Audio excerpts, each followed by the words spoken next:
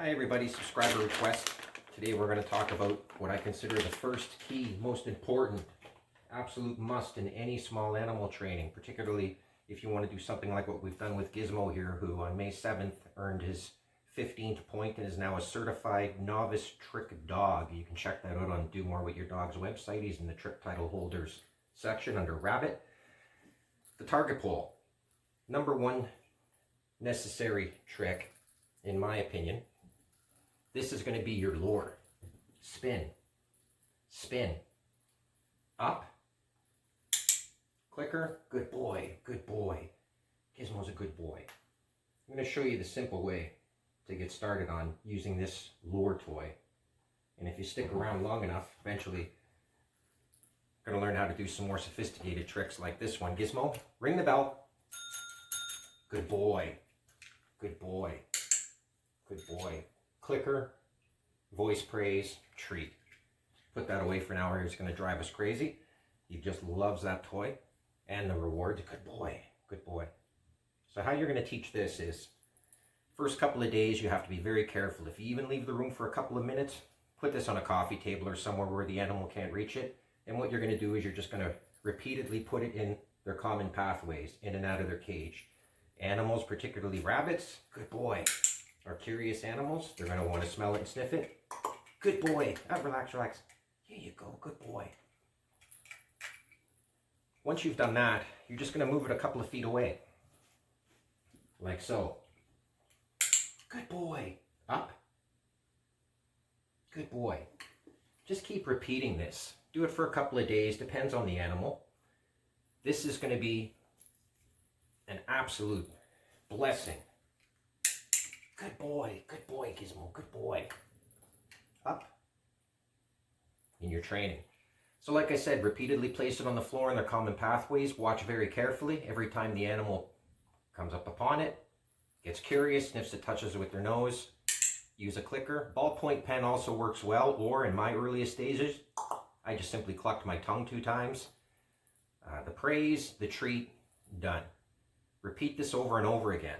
Once you have that, you'll see how much easier it will be to teach the simplest of tricks and the more complicated of tricks. For example, you'll see I posted a video a couple of days ago on YouTube about this one here. When I trained for the hoop jump, it basically started on the ground, guiding the animal through, get to the other side, clicker, reward, voice praise, lure him through from this side, repeat, clicker, voice praise, small piece of a treat, raised it up an inch after a day or two, and so on and so on. And at this point now, I think he's doing about 14 or 15 inches height, which isn't bad for a 3.2 pound little Lionhead. Repeat that over and over again. Another question that I've had from some subs and on the groups on Facebook is, where do you obtain this? This one here actually is a dollar store item, and I'll explain it to you. I'm going to try and have a pop-up come up on the screen if I can find a picture of it when I first purchased it. Basically, I took a cat teaser toy, removed the string, cut the feather off as well, and then where the string was stapled into the small ball, I just bored the hole out a little bit bigger to accommodate the hole that was provided with the teaser toy to stick it inside the ball. Why did I do that? Well, I saw a lot of people online, they used simple lure target poles, like a coat hanger with a ping pong ball taped to the end of it with duct tape, all the way to a wooden dowel similar to like a 3/8 wooden dowel like this with a tennis ball on the end, and trained in the same procedures and steps I just showed you of repeatedly putting it in the pathway. Animal touches it, clicker, treat, praise, repeat. The reason why I chose this is I was just looking for something to just kind of speed things up, let's say, and you do have to be patient with rabbit training. The difference with this and the ping pong method and the tennis ball method, and the reason why I went this way, is pretty much because the cat teaser toy like this one here from a dollar store in Canada has a bell in it.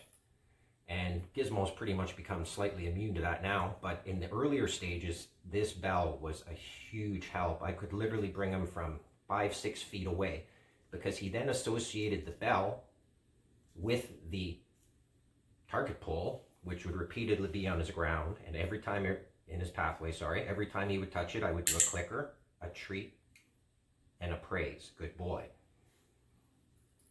After following it around, he quickly learned that there was a bell inside. And that became a really fundamental tool in me keeping his attention. Keep in mind that a rabbit training session, in my opinion, should be between 2 to 5 minutes, twice, maybe 3 times a day. If you push it any further than that, the animal could lose interest and just kind of reject learning tricks altogether for a period of time, or indefinitely. It's hard to say, but it's definitely keep it to a minimum. More short sessions are much better than just trying to cram this all into a long weekend and try and earn yourself 15 dog trick points on a 3-day holiday weekend. Not a good plan. Don't do that. You might just discourage the animal indefinitely and won't ever be able to properly train for tricks again.